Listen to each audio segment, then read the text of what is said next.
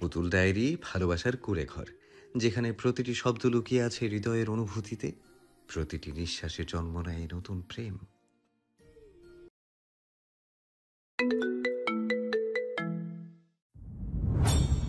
আপনি আমার বাড়ি পাঠাইয়াও আবার পাঠাইতে নিষেধ করলেন কেন? মনে হেসে উত্তর দিল। তোকে ছাড়া মন বসে না যে। ফ্যালফ্যাল করে কিছুক্ষণ চেয়ে থাকলো, তারপর ধীরে স্বরে বলল, আপনি সবসময় লিপস্টিক দেন কেন? হুম হুম। মোহনা চোখ নামে নরম স্বরে বলল। মনের দুঃখ দূর করতে। ফুলি খানিকটা চুপ থেকে আবারও বলল, আপনার মনে এত দুঃখ? মোহনা এবার অবাক হয়ে তাকালো তার দিকে। তুই বুঝলি কিভাবে? ফুলি একটুও না ভেবে বলল, মোহনা সবসময় লিপস্টিক দেন যে, তাই কইলাম। দুঃখ বেশি দেখাই তো সবসময় দেন। হেসে বলল। আমাকে খারাপ দেখা যায়? ফুলি লাজুক গলায় বলল, না সি, কি যে কন, আপনি তো একেবারে পরি লাগান সুন্দর। মোহনা চোখে একরাশ মুগ্ধতা নিয়ে বলল। তবে আমাদের সবার যে সুন্দরী কিন্তু আরেকজন আছে। ফুলি চট করে বলল। কেডা চিত্রা আপা? মোহনা হালকা চোখ চেপে হাসলো। উফ বোকা, আয়নার সামনে দাঁড়ালেই দেখতে পাবি তাকে। ফুলি থমকে গেল, তারপর ধীরে ধীরে বলল। ও মা, আপনি আমার কথা কন? বলে লজ্জা তার গাল দুটা লাল হয়ে উঠল। মোহনা তখন একটুখানি ঝুঁকে আদর করে বলল, হ্যাঁ রে, তোর কথাই কইছিলাম। তোর মতন সুন্দর এই দুনিয়ায় আর কি আছে শুনি? ফুলি চুপ করে তাকিয়ে রইল মোহনার চোখে, তারপর আস্তে করে বলল, আপনি? আজ বহুদিন কেটে গিয়েছে। ফারাজ ইতিমধ্যে তার ব্যবসা বাণিজ্যের দিকে এক প্রকার গুরুত্ব দেওয়া বন্ধই করে দিয়েছে। বিদেশ থেকে বারবার কল আসছে, সব ডিল আটকে আছে ফারাজের হুকুমের অপেক্ষা। কিন্তু ফারাজ নির্বিকার, কিচ্ছু হচ্ছে না। ইদানিং নিষ্ক্রিয়তার ভিতরে চিত্রার আড়ালে প্রচুর নেশা করে হচ্ছে। একটার পর একটা সিগারেট জ্বলতেই থাকে, তবুও মস্তিষ্কের তীব্র চিন্তাদের দমন করা যাচ্ছে না। এত দ্বিধা, এত সংশয় নিয়ে বেঁচে থাকা কি আদৌ সম্ভব? চিত্রা আজকাল কেমন যেন মনমরা হয়ে থাকে, কথায় কথায় কেমন যেন বাঘিনী হয়ে উঠে, বাড়ির নারীদের হয়ে প্রতিবাদ করছে। কি করে বোঝালে সে বুঝবে এই প্রতিবাদেই যে বড় বিপদ বয়ে আনতে চলেছে? একে একে বাড়ির সব পুরুষগুলো তার উপর কেমন যেন শত্রু হয়ে উঠেছে। ফারাজকে না হয় এত সহজে ক্ষতি করা সম্ভব নয়, তবে চিত্রা, সে তো নিষ্পাপ।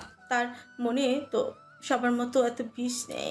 যার বিষ নেই তার বিষাক্ত ছবল খাওয়া অস্বাভাবিক কিছু না। ভয় হয় যদি ভুল করেও এই নারী চোখের আড়াল হয়, তখন কি হবে?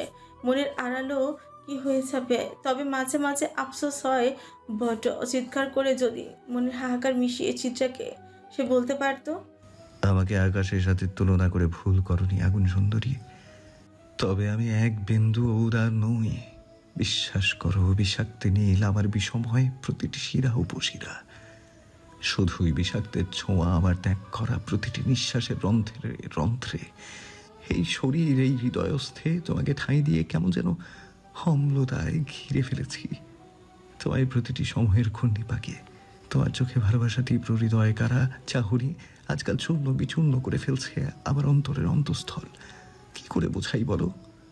তোমার প্রিয়তমের শরীরে যে রক্তের বিন্দুকণা থেকে তিক্ততাই প্রকট, যার প্রতিটি লেলিহানে তোমার ধ্বংস অনির্বাচ্য। ফারাজ লিখতে জানে না, সে তো আর কবি নয়, তবে মনে মনে বহুবার আওড়ায়, তুমি আমার কারণে কষ্ট পাবে ভাবলেও পরাণ পুরে, হৃদয় প্রভর মৃত্যু সুধায় জখম হয়। তবু এক কথায় বলতে চাই, তুমি খারাপ আছো শুনে আমার ভালো থাকার ভালো নেই। ফারাজের সম্মুখে জ্বলছে ছোট একখানা টেবিল ল্যাম্প। হালকা কমলা আলোয় ঘরটা আরো নিঃসঙ্গ মনে হচ্ছে। চেয়ারে বসে পা ঝুলিয়ে রেখেছে সে, দুই হাতে চুল খামচে ধরেছে। মাথাটা প্রচন্ড জ্বালা পোড়া করছে। হুট করে কেউ একজন কাঁধে হাত রেখে নিজের মোলায়েম হাত দিয়ে মালিশ করতে শুরু করে। ফারাজ চুল থেকে নিজের হাত সরিয়ে পেছন থেকে হাত বাড়িয়ে থামিয়ে দেয় সেই হাতের মালিকে বসা নিজের উরুর উপরে। চিত্রাঙ্গনা নামের অর্থ কি বউ? জানি না। আমি বলি, বলুন। সুন্দর ও মনোরম নারী, যার দেহ শোভা চিত্রের মতোই মনোমুগ্ধকর। নামের সঙ্গে তোমার পুরোপুরি মিল আছে। তোমাকে সৃষ্টি করাই হয়েছে এই নামের শোভা বাড়িয়ে দেওয়ার জন্য। চিত্রা একটু হেসে বলে, তাই বুঝি? ফারাজ হাসল, হাতের ফোনটা বের করে তৎক্ষণাৎ স্ক্রিনে হাত চালিয়ে পুনরায় পকেটে ভরে রেখে বলল, বিবিজান, হুম। তুমি বড় হয়ে গিয়েছো। কি করে বুঝছেন? এই যে আগের মতো ছোটো না, খেলো না, গুনগুন করে গান গাও না, এত জলদি বড় হতে আছে বুঝি? যত সময় নিয়ে বড় হবে তত সুন্দর করে দুনিয়া উপভোগ করতে পারবে। জীবনটা তো ছোট্ট, বলো, এত জলদি উপভোগ না করে বড় হলে চলে? চিত্রা ফারাজের চুলে হাত বুলিয়ে অবাক চোখে তাকায়। কিছু বলতেই যাবে তৎক্ষণাৎ রুমের মধ্যে অভ্র ঢুকে। সাধারণত ফারাজের স্টাডি রুমে কেউ প্রবেশ করে না, আজও অন্য কারো প্রবেশ করার কথা ছিল না, তাই হুট করেই রুমে ঢুকে পড়ল অভ্র। কিছু খেয়াল না করে বলে উঠল, মরিও আমার বেঁচে নেই ভাই। রাতে পিয়াস কল করেছিল ফারাজকে, নিশি আর তার মধ্যখানে কোনো ঝামেলা নেই। এত জলদি দুজনে এক হয়ে যেতে পারবে কেউ জানতো? তবে এক হওয়ার পেছনে আরেকটা অবশ্য কারণ ছিল, তা হলো পিয়াসের মানসিকতা, তার পরিবার চিন্তা ভাবনা। এখন নিশির পরিবারও তাকে ক্ষমা করে দিয়েছে। আর ওই রবিন, তার পরিণতি কি হবে? নাকি এতদিন হয়ে গিয়েছে? যদিও এত জলদি হওয়া উচিত হয়নি। নিশির হাতে তার শেষটা লেখা না থাকলে কেমন যেন হয়েছে না? তাকে তো দেখাতে হবে নিশি আজ কতটা সুখ খুশি। সেদিন মিথ্যে নাটক না করে খুলনা থেকে কিশোরগঞ্জ না আনা হলে তো কখনোই নিশি পিয়াসের মতো একজন সুপুরুষের জীবনসঙ্গী হওয়ার সৌভাগ্য লাভ করতে পারত না। নিয়তির প্রশংসা করতেই হয়। আমরা মানুষ তো প্রায় ভুলতেই বসে গিয়েছে ওই খোদার কথা, যিনি যা কেড়ে নেন তার থেকে উত্তম কিছু ফিরিয়ে দেন। চিত্রা মাত্র বাসায় ফিরেছে, মরিয়মের লাশের চেহারা দেখার সাহস হয়নি। পোড়া লাশ দেখার সাহস কি সবার থাকে? বুধবার মরিয়ম নরসিংদী তার মামার বাড়ি যাওয়ার উদ্দেশ্যে বাসে উঠেছিল, তবে মাঝপথে বাসে আগুন লেগে যায়। অনেকে সেই যাত্রায় বেঁচে গিয়েছিল, কেউ বা বাঁচতে পারেনি। এই তো সবে মাত্র ভয় কাটিয়ে নতুন করে ফুটতে শুরু করেছিল মরিয়ম নামক কলিটা। কিন্তু ভাগ্যের কি পরিহাস, তাই না? বাসায় এসে চিত্রা মুখে একটু শব্দ করেনি। বাইরে থেকে এসেছে, তারপরও এই মেয়ে গোসল করবে না ফারাজ জানে, কিন্তু ফারাজ তো গোসল ছাড়া এক দণ্ড থাকতে পারবে না। রুমে এসে চিত্রা ফারাজের বুকের সঙ্গে মিশে যায়। ফারাজ প্রশ্ন করে না, জড়িয়ে নেয় চিত্রাকে, নিজের মধ্যখানে চুলে হাত বুলিয়ে বলে, যাও টুনটুনি, গিয়ে গোসলটা করে আসো। ইচ্ছে নেই। ও রিয়েলি? হুম। যাও বলছি, আমাকে গোসল করিয়ে দিতে বাধ্য করো না। বললাম তো শরীর মন কারোরই গোসলের ইচ্ছে নেই। ফারাজ একটা মুচকি হাসি দেয়, কোনো কথা না বলে চিত্রাকে বাজা বলে তুলে গোসলখানায় যায়। চিত্রার ইচ্ছে না থাকা সত্ত্বেও একটা টু শব্দ করে না। ঝর্ণার নিচে চিত্রাকে নামিয়ে দিয়ে ঝর্ণায় ছেড়ে দেয়। মৃদু গরম পানি পড়ছে, সেই পানিতে নিভে যাওয়া আগুনের শেষ ছাইটুকু ধুয়ে মুছে একাকার।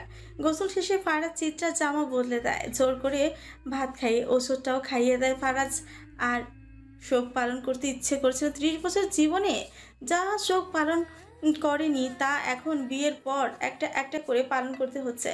বউটাও না, দুনিয়া সবার জন্য তার কিসের তো মায়া, সবার কথা ভাবে, কিন্তু সে এইদিকে যে স্বামীটার অবস্থা নাজেহাল তা কি ভেবে দেখেছে? চিত্রা কোনো কথা বলে না, ফারাজের পাশে এসে শুয়ে পড়ে। কিছুক্ষণ ওপাশ হয়ে শুয়ে থেকে হুচ করে ফারাজের বুকের উপর মাথা রাখতে ফারাজের বুকের ভেতরটা ধপ করে উঠে নড়ে উঠল। কষ্ট করে এতক্ষণ সে নিজেকে নিয়ন্ত্রণ করেছিল, খিচে মেরে বিছানার সঙ্গে লেপটে ছিল, কিন্তু এখন ফারাজ একটা নিঃশ্বাস ফেলে চিত্রাকে বলে, ঘুমাচ্ছ না কেন? চিত্রা জবাব দেয় না। ফারাজের ভেতরের জ্বালা পোড়া এখন কমছে না, বরং লাভার মতন বেগ পাচ্ছে।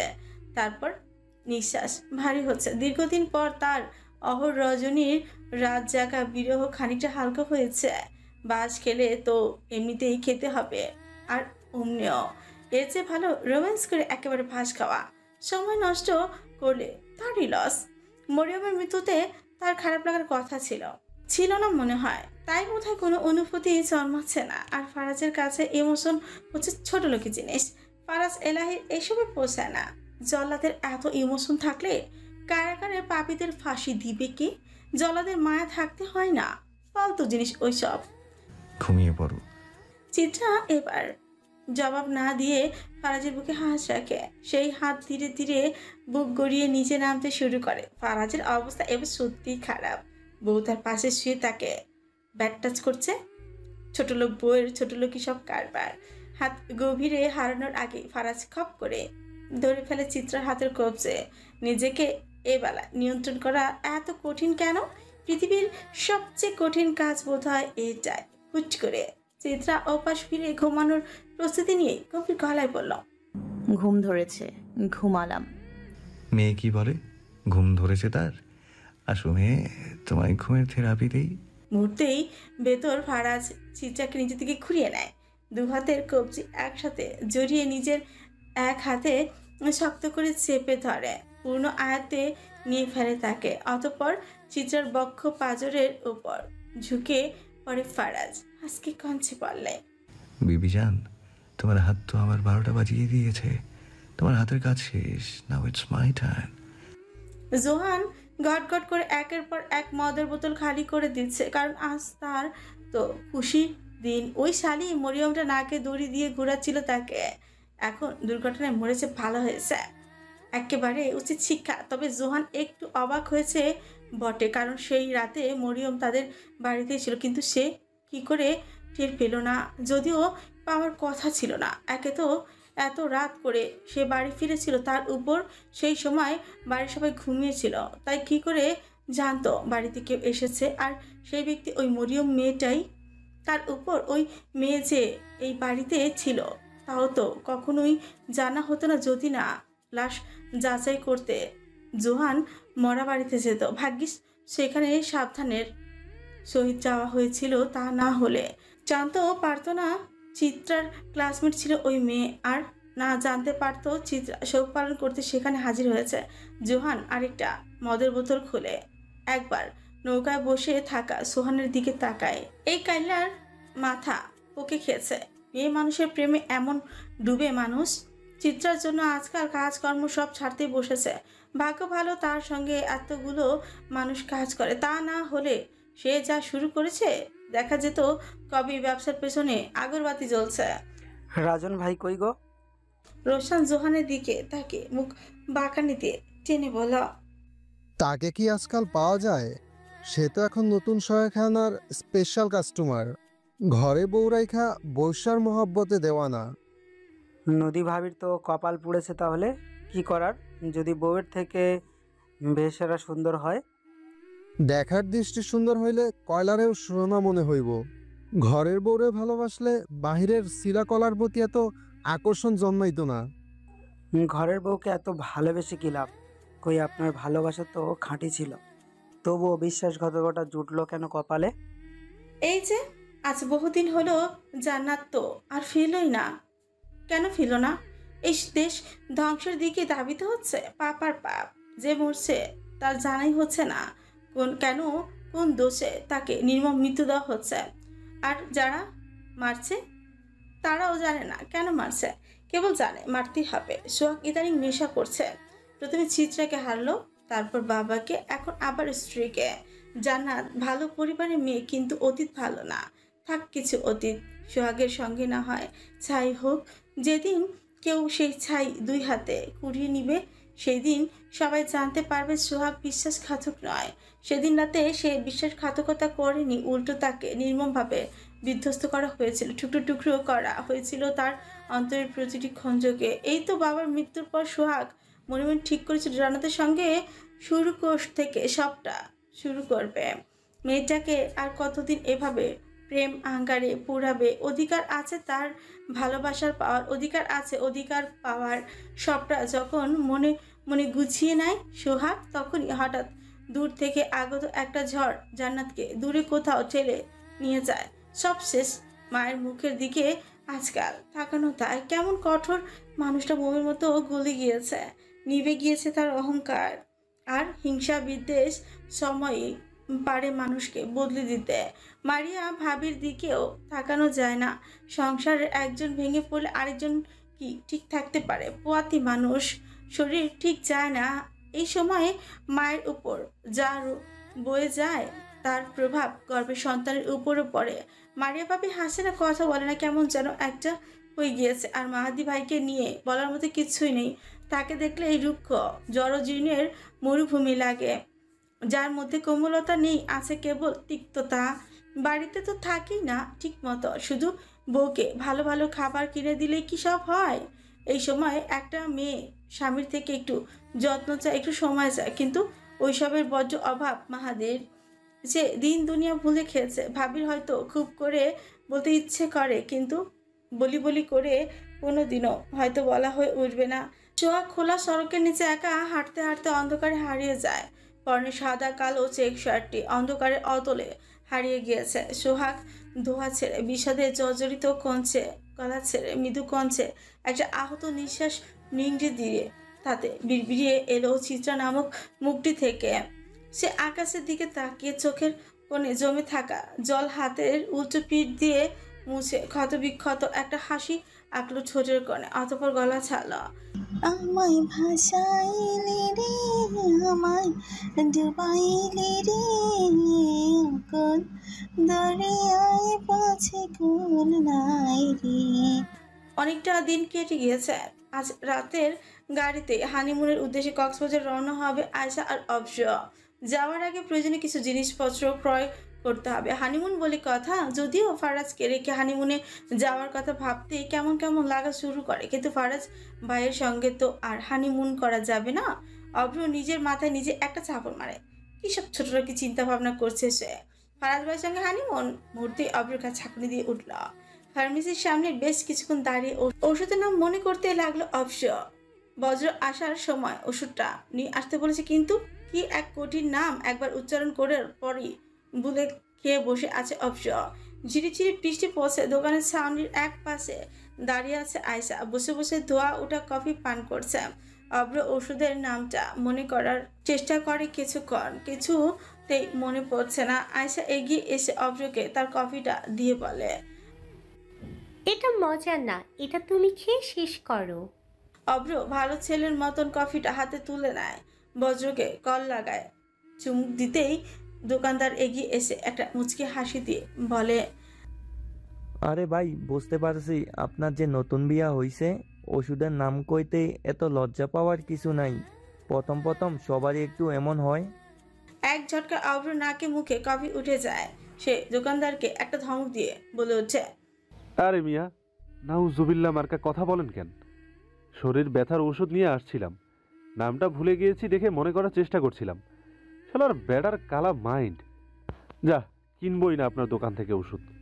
ছাতা খুলে আশার হাতে ধরিয়ে সেই দোকান থেকে অভ্র রেগে মেগে বেরিয়ে যায়। লজ্জা শরমের একটাও লজ্জা শরম আছে, কিন্তু এখানে তারও বিন্দুমাত্র ছোঁয়া নেই। দোকানদার বোকা বনে যায়। কি হয়ে গেল মুহূর্তের মাঝে বুঝে উঠতে পারল না। এমন মফিজের মতো বৃষ্টির দিনে ফার্মেসির সামনে দাঁড়িয়ে থাকলে দোকানদার হিসেবে তো একটু সহানুভূতি কাজ করবেই। না হয় একটু মাইন্ড কালা হয়ে গিয়েছে তাই বলে এমন রাগ করে চলেই যাবে? অভ্র আর আয়েশা গাড়ির সামনে আসতে অভ্র বলে উঠল, যাও ঘরনি, গাড়িতে গিয়ে বসো। সরকার ভাই, লোকটা কিসের ওষুধের কথা বলছিল? চলো না আমরাও কিনি। কষার ঔষধ। জিজ্ঞেস করছে আপনার বউয়ের মাথায় কি কষা আছে নাকি? থাকলে ঔষধ দিয়ে কিনে নিয়ে যান। তাহলে চল, তোর মাথার কষা ঠিক করার জন্য ঔষধটা কিনে নিয়ে আসি। ময়লা খা। আয়েশা রেগে মেগে গাড়িতে গিয়ে বসল। তা দেখে অবশ্য অভ্রর ভালোই লেগেছে। এই ঘরণীকে রাগলে আতঙ্ক লাগে। অভ্র আয়শার পাশে গিয়ে বসতেই আয়শা আরেকবার মুখ ভিংচি কেটে উঠল। শালা গায়ের সঙ্গে টিকটিকির মতো লাগবি না, গায়ে ফোসকা পড়ে। অভ্র হাসে আয়শাকে ধাক্কা মেরে গান ধরে, মুখেতে গালি মিঠা মিঠা হেয়ালি, যত খুশি গালাগালি করো, লাগে ভালো। আমাকে সাথে নিয়ে চলো না, চুপটি করে কিছু বলো না, তোমাকে যে আমি ভালোবাসি। চিত্রা এবারও 4 সাবজেক্টে বড় বড় রসগোল্লা পেয়েছে। কলেজে ভর্তির পর এটাই দ্বিতীয় ক্লাস টেস্ট গিয়েছে। প্রথমবার তো 2টাই ফেল করেছিল, এবার সংখ্যা বেড়েছে। আসলে মেয়েটার জোড়া জিনিস খুব পছন্দ, তো তাই ফেল করেছে। ও জোড়া জোড়া সাবজেক্ট ফেল করে। ফারাজের রেজাল্ট দেখে মাটি খুঁড়ে গর্তে করে ভিতরে লুকিয়ে যেতে ইচ্ছে করছে। বউ তার সবেতে একের, তবে পড়ালেখার ক্ষেত্রে ঢাপালি। ফারাজ কোমর থেকে বেল্ট খুলে হাতে পেঁচাতে পেঁচাতে চিত্রার দিকে তাকিয়ে বলে উঠল, রাতে কাছে আসতে চাইলে তো খালি বলো পড়া শেষ হয়নি, পড়া বাকি। তো এত পড়েও আমার ইজ্জতের চাটনি বানালে কেন? চিত্রা নিচের দিকে তাকিয়ে আছে। ফারাজ জানে এই মেয়ে আজ আর মুখ খুলবে না। মেয়ে মানুষের যে কি রোগ খোদাই ভালো জানে। কি হয়েছে, কেন হয়েছে? কিছু তো বলবেই না, উল্টো নিজেই রাগ করে বসে থাকবে। ছাগলের 3 নম্বর বাচ্চাটার মতো কেঁদে কেঁদে গঙ্গা যমুনা বকপুত্র ভাসিয়ে দিবে। বিজ্ঞান ও এখনো খুব পিছিয়ে। ভালো করে গবেষণা করলে দেখা যেত পৃথিবীর 7 ভাগ পানি, যে পানি ওগুলো কোনো সাধারণ পানি নয়, ওগুলো হচ্ছে মেয়ে মানুষের চোখের জল। মেয়ে মানুষ নিজেও জানে না এই চোখের জল আসে কোথা থেকে।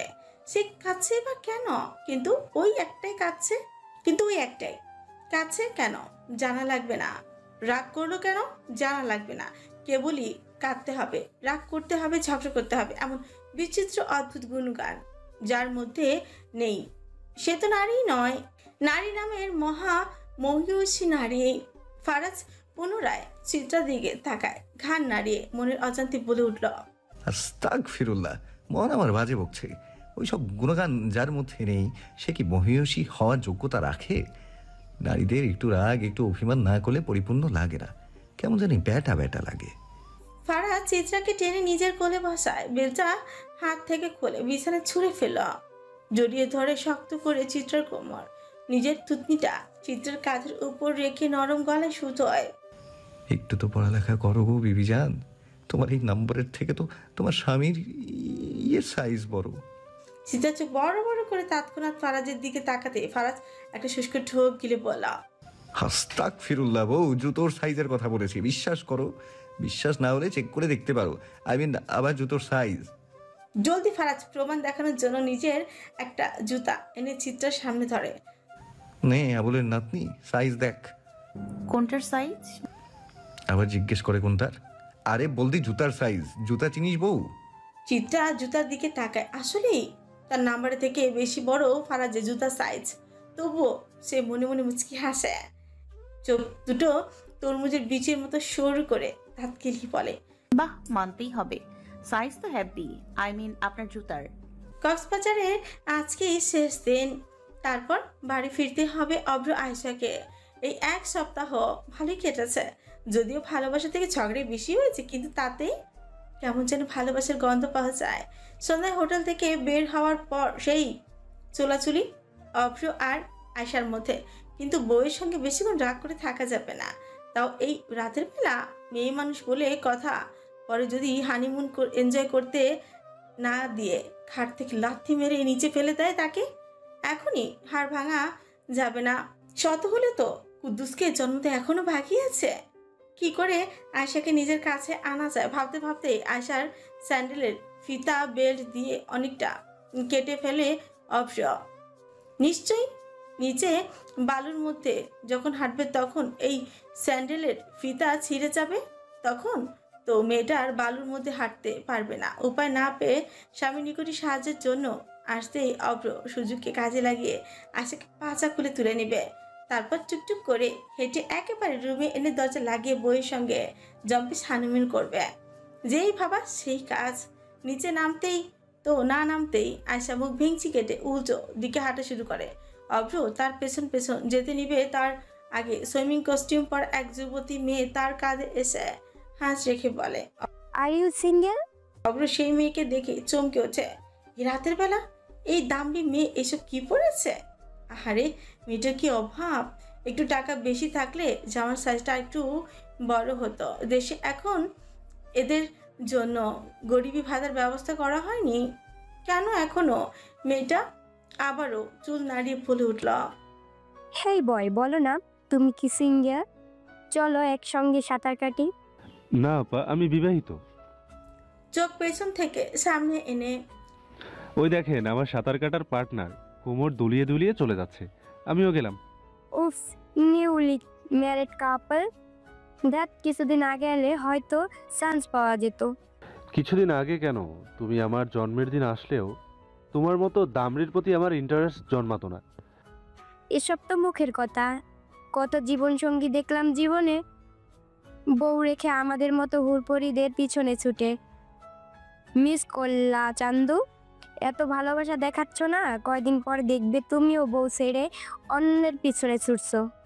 অভ্র আশেপাশে কিছু একটা খোঁজার চেষ্টা করে। মেয়েটা তা দেখে জিজ্ঞেস করে, কি খুঁজছো? আপা, হুড়পড়ি খুঁজছিলাম, কই পাচ্ছি না তো। ওই তো পেয়েছি। আগে বলবেন না আপনি আমার বারুদের মতো বউটার কথা বলছিলেন? মেয়েটির গা জ্বলে ওঠে, কিছু বলতে চাপে তার আগে অবশ্য মেয়েটার দিকে তাকে হেসে বলল, আর চিন্তা নেই আপা, আমি জীবনসঙ্গী হিসেবে তেলাপোকার মতো, জুতা মারলেও উড়ে সেই বউয়ের কাছেই যাব। বলতে না বলতে আয়শা রেগে তার পায়ের স্যান্ডেলটা অব্রর দিকে ছুঁড়ে মারে। অব্র না তাকে ধরে ফেলে স্যান্ডেল। মানুষ দেখলে হয়তো মনে মনে বলবে, ছেলেটা বউয়ের হাতে জুতার বাড়ি খেতে খেতে এখন গুড ক্যাচার হয়ে গিয়েছে। এই বেটা, তুই এদিকে আসবি? 20 টাকা তো দিয়ে যা, আনারকলির ফল মাখা খামু। অব্র ভেতরে ভেতরে একটা নিঃশ্বাস ছেড়ে বলল, শালি তুমি বিষ চাইতে পারো না? কি রে? অব্র নিজেকে নিয়ন্ত্রণ করে আয়শার দিকে তাকে একটা মুচকি হাসি দিয়ে বলে। আসছি ঘরণী। যাওয়ার আগে আবারও সেই মেয়েটির দিকে অব্র তাকিয়ে বলে, দেখলেন তো জুতার বাড়ি খেয়েও বউকে ছাড়ছি না। একেবারে বাংলা সাদা মদের মতো পিওর, আমার হৃদয়ে মোচড়ানো পিড়ি। মেয়েটি অবাক। আপাতত সে পাথর হয়ে গেছে, এমন ছেলে আজকাল পাওয়া যায় না। ওই মেয়ের ভাগ্য আছে বলতে হবে। অব্র জুতাটা হাতে নিয়ে আয়শার কাছে এসে বলল, ওমা, ছেঁড়া জুতা? ঘরণী, তোমার পায়ে কাদা লেগে যাবে তো। ইস রে, জলদি আসো, তোমায় কোলে তুলে নেই।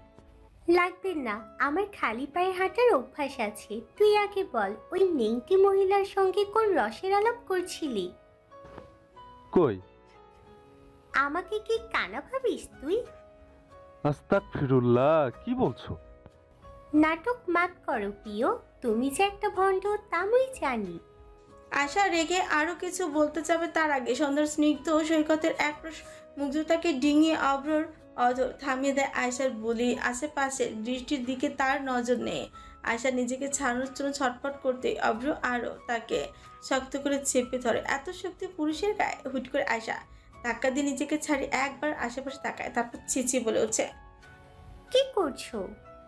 নির্লজ্জের মতো তোমায় ভালোবেসেছি, আরো বাঁচতে চাই। বলেই এক ঝটকায় আয়শাকে নিজের বাহু ধরে তুলে নেয়। হুট করে লোকটার চোখে মুখের ভঙ্গিমা কেমন করে যেন বদলে গিয়েছে।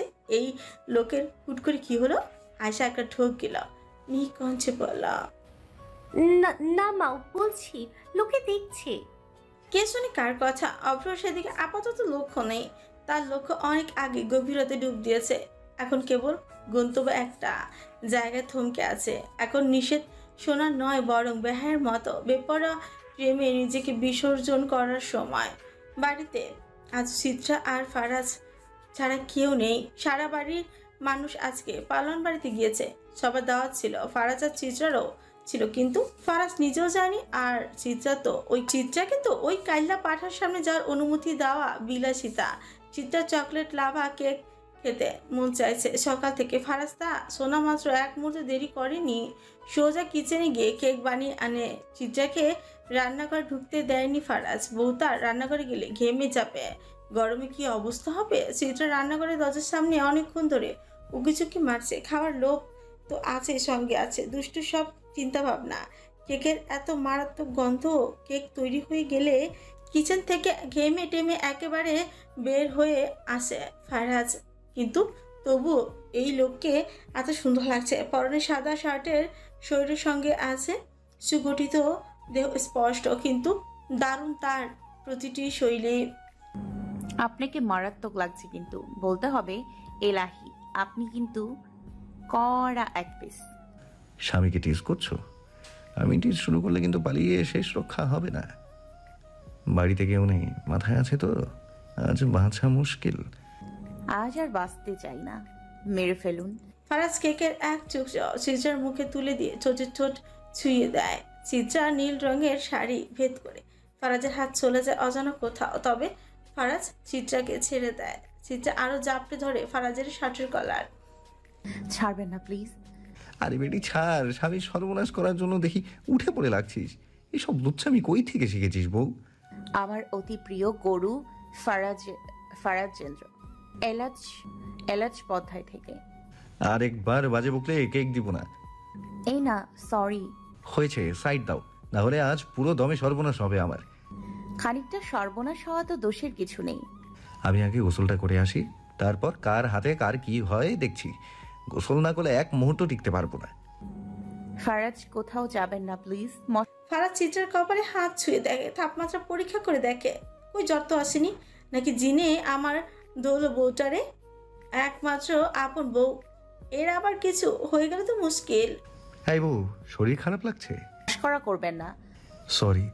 সরি রাখেন আপনার পকেটে, সরি রাখেন আপনার পকেটে, আর আপনি আসুন আমার মনের গভীরে। বলেই ফারাজের হাত থেকে কেকের বাটিটা টেবিলের উপর রেখে চিত্রা ফারাজকে ডিভানে নিয়ে যায়। ফোনে একটা গান ছেড়েছে সে।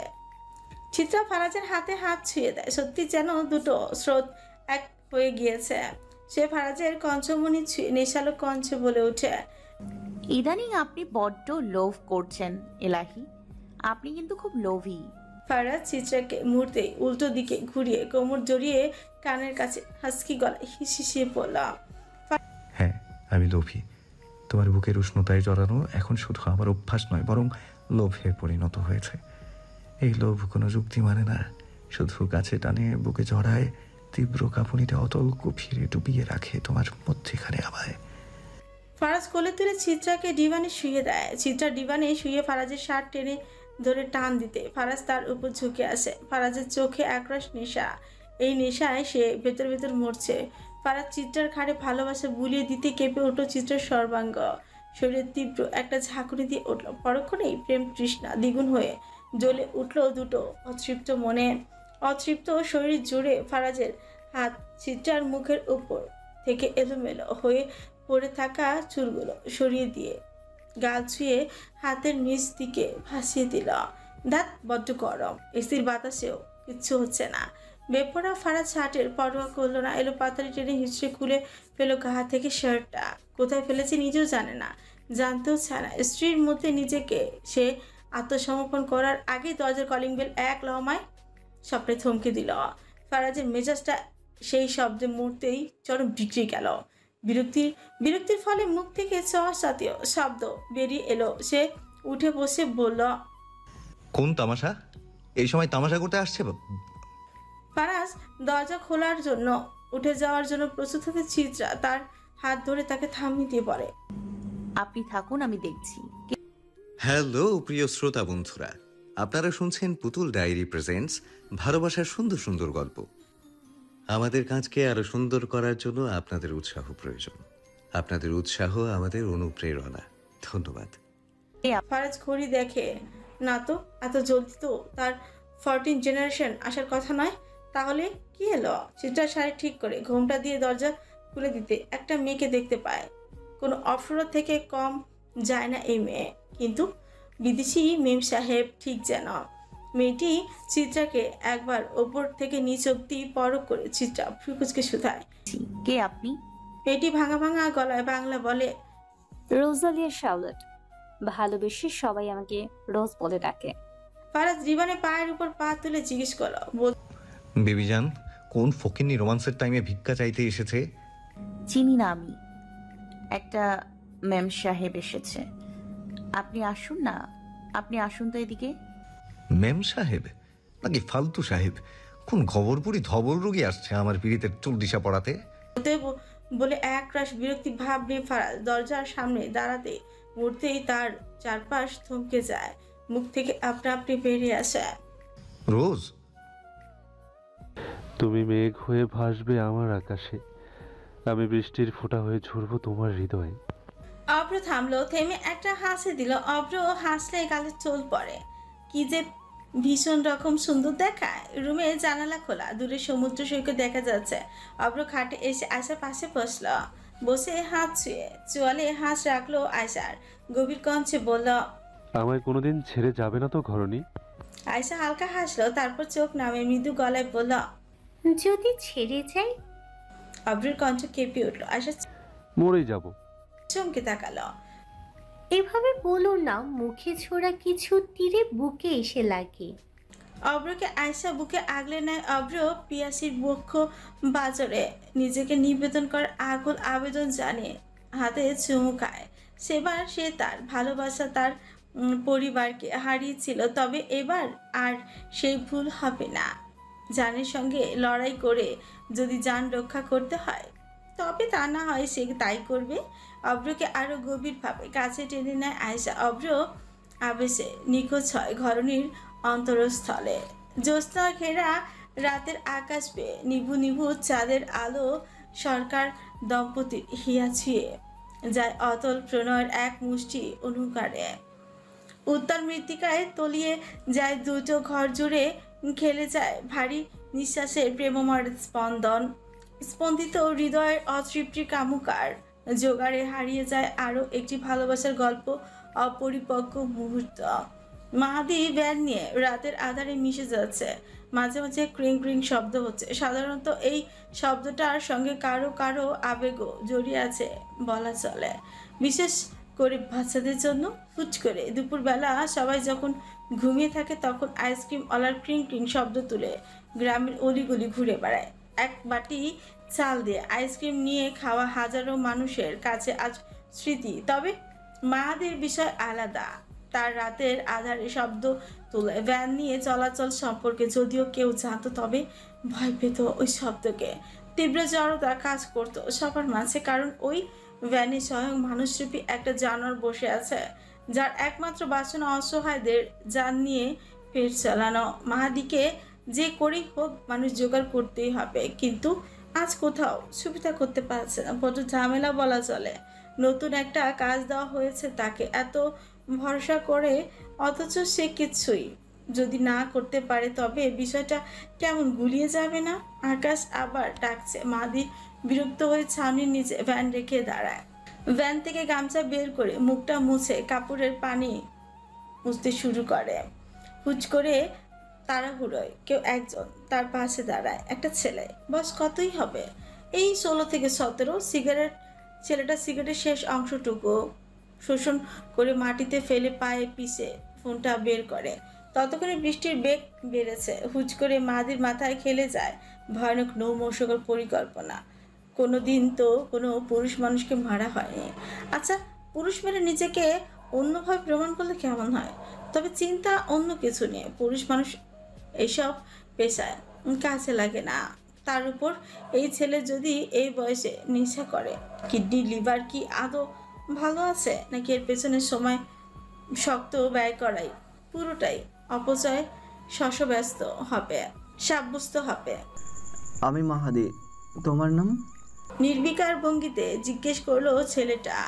মাহাদির দিকে প্রাণহীন প্রস্তর মূর্তির ন্যায় তাকালো, বলল পৃথিবী। ছেলেটা মাহাদির দিকে প্রাণহীন প্রস্তর মূর্তির ন্যায় তাকালো, বলল। ছেলেটা জবাব দিয়ে আবারও ফোনের দিকে মনোযোগ দিল, যেন তার আগ্রহ নেই দুনিয়ার কোনো কিছুর প্রতি। মাহাদির বেশ রাগ হলো। কপট রাগ মিশ্রিত চাহনি নিক্ষেপ করলো মনে মনে, হয়তো এতক্ষণে ঠিক করে নিয়েছে পৃথিবীকে কোন পদ্ধতিতে পৃথিবীর বাইরে পাঠাবে। মাহাদি ভ্যান থেকে ছুরি বের করে পকেটে ঢুকায়। ছেলেটির দিকে এগিয়ে আসার আগে ছেলেটি হুট করে দৌড়ানো শুরু করে। মাহাদি বুঝতে পারলো না কি থেকে কি হয়ে গেল। এই ছেলে কি তার ছুরি বের করতে দেখে ফেলেছিল? এমন তো কখনো হয়নি। শিকার মাহাদি হাতছাড়া কখনোই করতে রাজি না। মাহাদির সেই ছেলের পেছন বৃষ্টি ভেজা রাতে অন্ধকারের ভেতর ছুটতে শুরু করে। তবে মুহূর্তেই সামনে জঙ্গল এসে কেমন যেন গোলকধাঁধায় পড়ে যায় মাহাদি। এমন রাতে এত বড় জঙ্গলের মাঝে কোথায় খুঁজবে ওই ছেলেকে সে? মাহাদির মাথায় হাত পড়ল।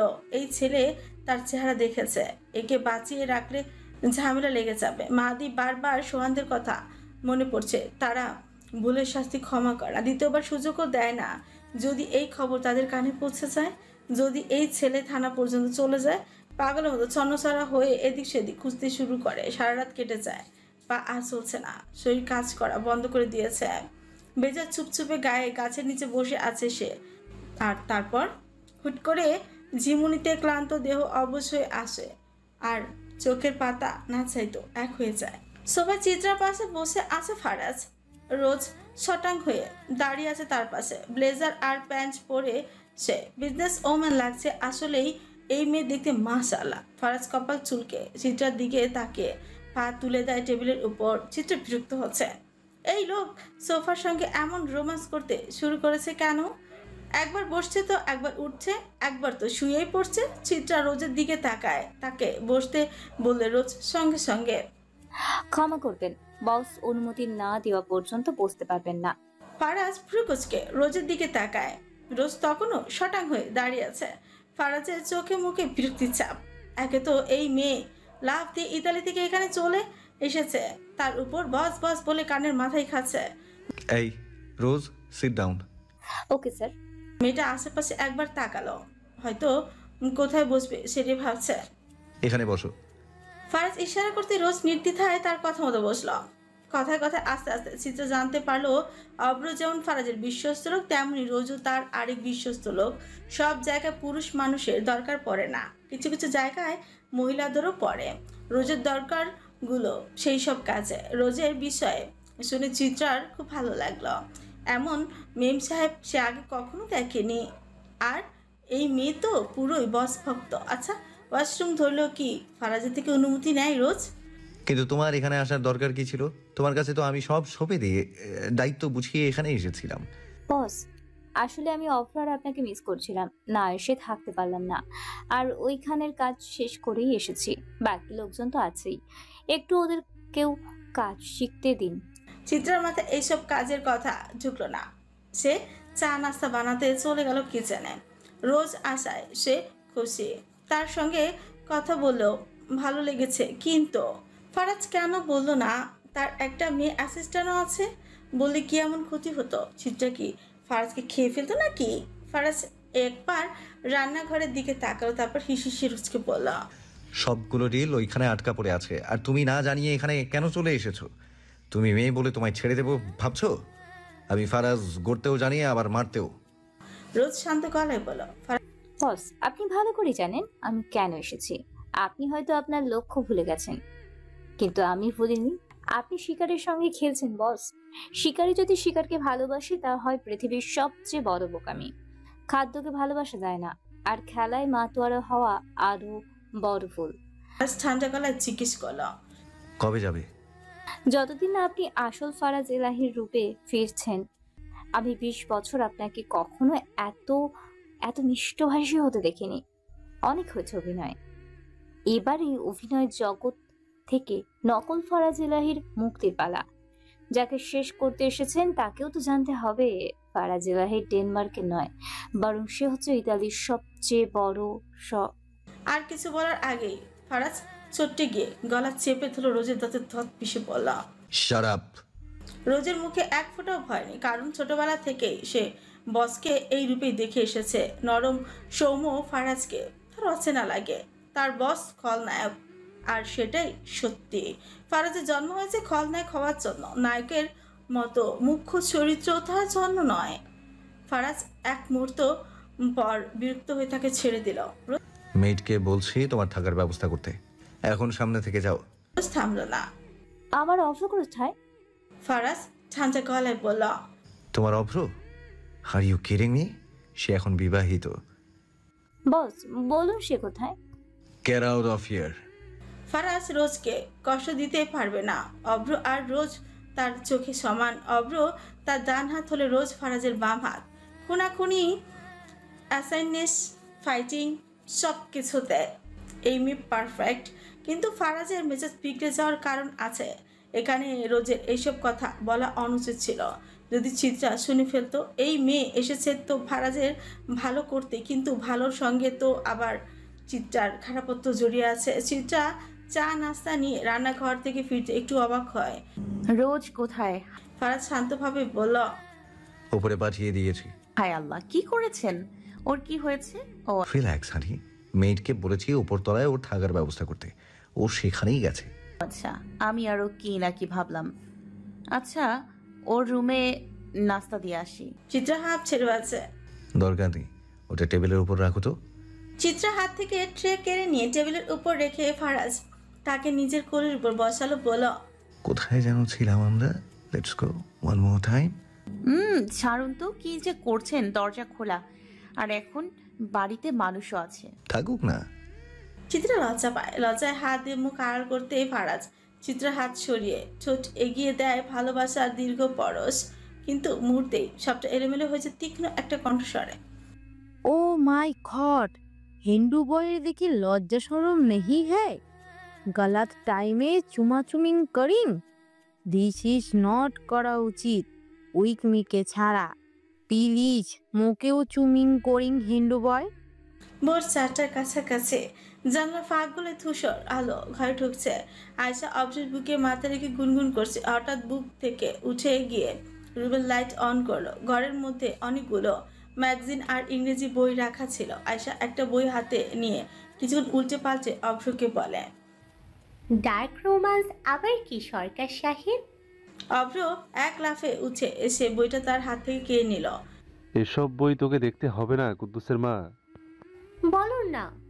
অভ্র একটা দীর্ঘশ্বাস ছেড়ে তাকিয়ে রইল আয়শার চোখে, বলল, অন্ধকারের মধ্যে কালাপিরিত করাকেই বলে ডার্ক রোম্যান্স। আয়শা দাঁত কেলি হেসে বলে উঠল, ও তার মানে একটু আগে কিছু বলার আগে অভ্র আয়শার মুখ চেপে ধরল, বলল, ঘরণী পচা কথা মুখে আনতে নেই, এসব কথা উচিত নয়। কিন্তু পচা কাজ করা উচিত, তাই না? অভ্র হেসে কাজ ঝাঁকালো, মিনমিনিয়ে বলে উঠল, কাজ না করলে বাবা হব কেমন করে? কিছু বললে নাকি?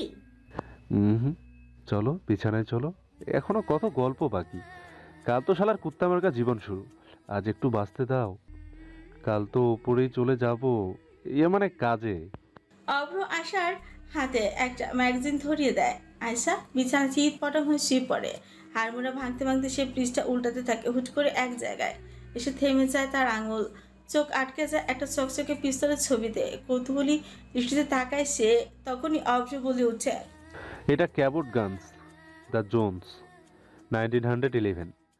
বর্তমান সাল 2022 অনুযায়ী এর দাম 22,50,000 টাকা। এটার একটা ইউনিক দিক। অভ্রর জওয়ানকে থামিয়ে আয়শা বলে, এটার প্রতিটা অংশ হ্যান্ডক্রাফটেড, বিলাসবহুল ইনক্রেভিং ও পাল হ্যান্ডেলও ব্যবহার করা হয়েছে এতে। আর এটার ভিন্টেজ লুক তো মারাত্মক। আয়শা চোখে মুখে মুগ্ধতা সৃষ্টি হয়। তবে এক মুহূর্ত অভ্র থমকে গিয়ে পাল্টা প্রশ্ন করে। আয়শা তুমি কি করে জানলে এত কিছু? থতমত খেয়ে যায়, তবে পরের মুহূর্তে সে জবাব দেয়, টানা লোক ছবির পাশেই তো এসব বলা আছে, সেটা দেখেই বলছি। আয়শা চোখ টিপে পাল্টা প্রশ্ন ছড়ে, তবে তুমি কি করে এত সব জানলে? অভ্র একগাল হেসে একটা ঠোক গিলে নেয়। আমিও তো ওই লেখা দেখেই বলেছিলাম। রোজের ঘুম আসছে না।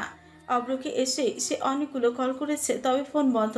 হানিমুনে গেলে আবার কার ফোন খোলা থাকে? ছোট থেকে অভ্রকে দেখেছে রোজ, একসঙ্গে বড় হয়েছে, অথচ দেখো বিয়ে করেছে বলেইনি। একটু কষ্ট লাগলো, তবে বেশি না, আবার অনেক বেশি। কেন লাগছে নিজেও জানে না। আপাতত রোজ এখানে যেই কাজে এসেছে তাকে সেটাই করতে হবে, আর নয় যত দ্রুত সম্ভব ফারাজকে তার লক্ষ্যে পৌঁছাতে হবে। বসকে বসের মতোই ভালো লাগে, এইসব ভালোবাসা তার জন্য নয়। আর এমন মেয়ের সঙ্গে তো কখনোই নয় যে বসের সবটা শেষ করার জন্য উঠে পড়ে নেমেছে। বসকে সব শেষ করে আগে ইতালি যেতে হবে, তারপর না হয় প্রিয় দেশ ডেনমার্কের সফর হবে। রোজ বিছানায় শুয়ে পড়ে, একটা মুচকি হাসি দিয়ে বলে, খেলা তো অনেক আগেই শুরু হয়েছিল, এখন সমাপ্তি পালা। আজ বেলা হয়ে গিয়েছে, মাহাদি বাড়ি ফিরেনি এখনো।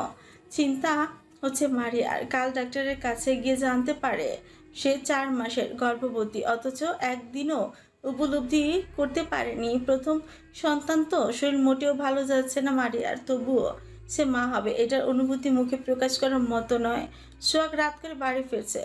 আসলে হারালে সবাই হারিয়ে যাওয়া জিনিসের মর্ম বুঝে।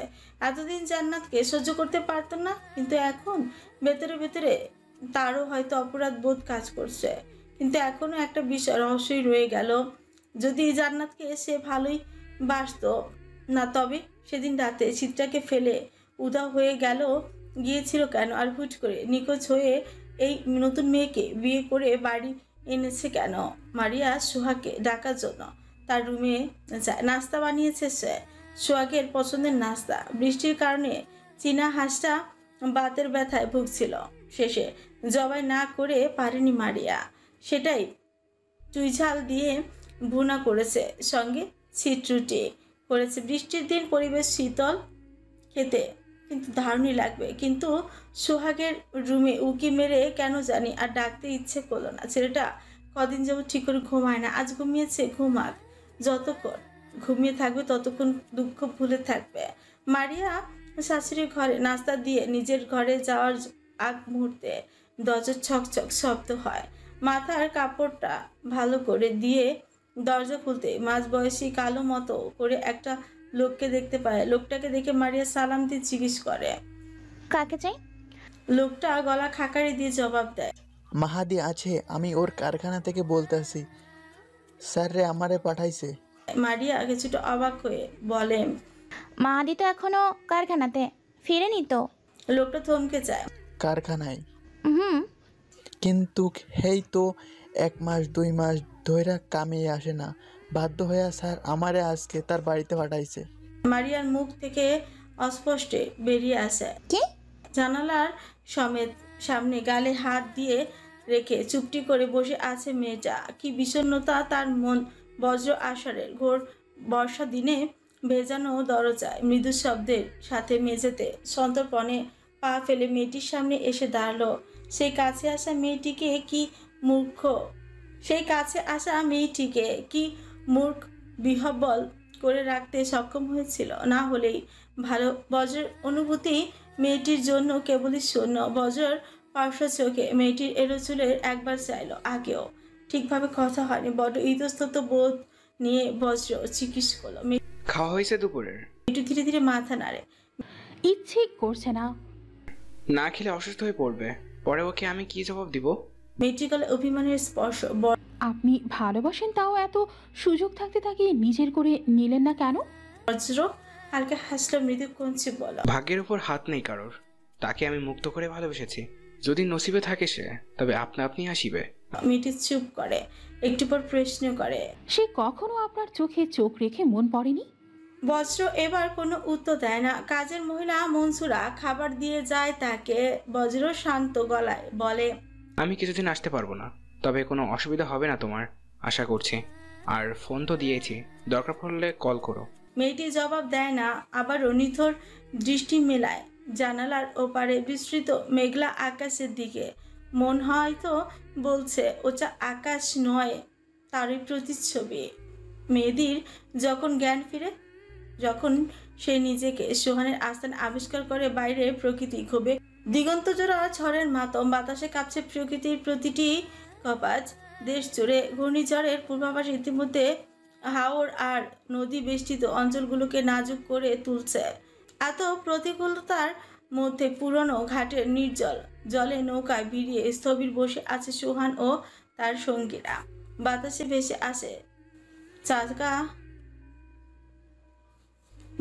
ভেসে আসে চাকাতির ধার করার কর্কশ শব্দ। সেই শব্দ মাহাদের অচেতন অনুভূতিকে বিদীর্ণ করে জাগিয়ে তোলে। অস্পষ্ট দৃষ্টিতে চোখ মেলে ধরা বাস্তবতা নির্মমতা উপলব্ধি করেছে। তার সমগ্র দেহ রক্ত জলে নিমজ্জিত, নোনা ঘামে মিশে থাকা পচা রক্তের তীব্র গন্ধে বমন ইচ্ছা চেপে রাখা কঠিন হয়ে উঠেছে। মাহাদির দৃষ্টিকে কেন্দ্রীভূত করে লাশটির দিকে কোথায় যেন অদ্ভুত এক চেনা অনুভব করে। মূর্তি তার চোখ বিস্মৃত হয়ে ওঠে। একেবারে কোঠর ছেড়ে ছিটকে বেরিয়ে আসার উপক্রম। পৃথিবীর লাশ না, কিন্তু সে মূল্য কেমন করে? মাহাদি আটকে উঠছে, এবার ছিটকে দূরে সরে যায়। এই গন্ধে আর টিকতে পারছে না সে। আচমকা সোহানের গলার স্বর। খবর কি মাহাদি? সোহানের পাশে আরো দুজন মানুষ বসে আছে, তাদেরকে এর আগে কখনো দেখেনি মাহাদি। সোহান সাদা পাঞ্জাবি, সাদা লুঙ্গি পরেছে, লুঙ্গি উঠিয়ে রেখেছে হাঁটু অব্দি। ভাই আমি এখানে কিভাবে? কোনো ভুল হয়েছে কি? সোহান একটা মুচকি হাসি দেয়, হঠাৎ গলা চড়িয়ে সিফাতকে নির্দেশ দেয়, সবার জন্য সরলা মালাই চান, জলদি একে একটা বিশেষ চা খাওয়ামু। সোহান থেমে মাহাদির দিকে তাকিয়ে বলে, চায়ে তোর 2 ফোঁটা রক্ত ডাইলা দিলে স্বাদ কেমন হইব রে? মাহাদির মুখ শুকিয়ে আসে, গলা কাঁপে, চোখ ছলছল করে উঠছে। ভাই আমার দোষ কি বলবেন দয়া কইরা? সোহান এবার সামনে একটু এগিয়ে আসে। যারে মারতে পারবি না তারে মারার চেষ্টা করসকে। কইছিলাম না একটা ভুল হইলে মাসুল তোর বাড়ির মানুষ পর্যন্ত পৌঁছাইয়া যাইব। মরার ভয় হইতেছে তো মানুষ মারতে মারতে ভালা। মাহাদি আন্দাজ করতে পারে পৃথিবীকে হাতছাড়া হয়ে গিয়েছিল নিশ্চয়ই। সেই কোনো ঝামেলা লাগিয়েছে। আচ্ছা থানায় গিয়েছিল নাকি এই ছেলে?